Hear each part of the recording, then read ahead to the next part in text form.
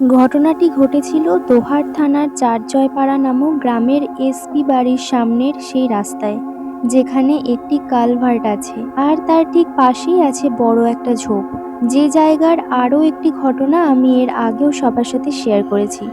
এখন আমি সেই জায়গার আরও একটি ভয়ঙ্কর ঘটনা সম্পর্কে তুলে ধরছি। এই ঘটনাটি ঘটেছিল আজ থেকে প্রায় 7-8 বছর আগে। একদিন এক রিকশাওয়ালা রাতে প্যাসেঞ্জারকে নিয়ে সেই রাস্তা দিয়ে আসছিল।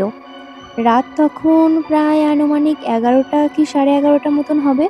আমরা জানি যে গ্রামে রাতে 9টা-10টার দিকেই প্রায় বেশিরভাগ মানুষ ঘুমিয়েই পড়ে। তাই সেই সময়টা সেখানে এক্কেবারেই জনমানবহীন ছিল। তারা দুজনেই সেই রাস্তা ধরে যাচ্ছে।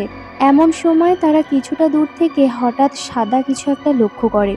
তারা যখন সেই কালভার্টের কাছাকাছি জায়গায় গেল, তখন তারা দেখল যে কালভার্টের ওপর সাদা কাপড় পরা একটা লাশ শুয়ে আছে।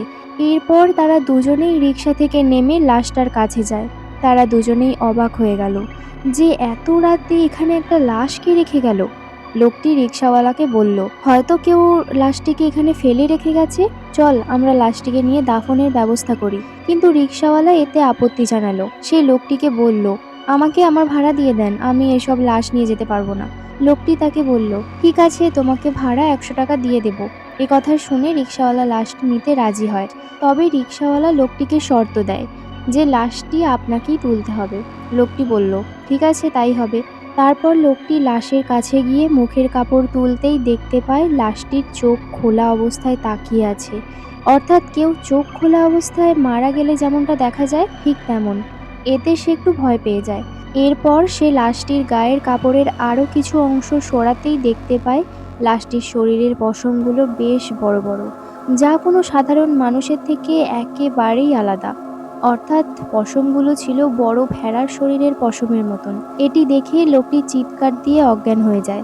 আর সেই রিকশাওয়ালা এক চিৎকার দিয়ে সেখান থেকে দৌড়ে চলে যায় আর এক বাড়ির সামনে গিয়ে পড়ে। তার কথা শুনে লোকজন সেখানে যায়, কিন্তু অনেক খোঁজাখুঁজি করেও সেখানে কোনো লাশ পাওয়া যায়নি। এমনকি সেই লোকটিকেও সেখানে আর পাওয়া গেল না। পরদিন সকালে সেই কালভার্টের নিচে সেই লোকটির লাশ পাওয়া যায়, কাদায় অর্ধেক গাড়া অবস্থায়।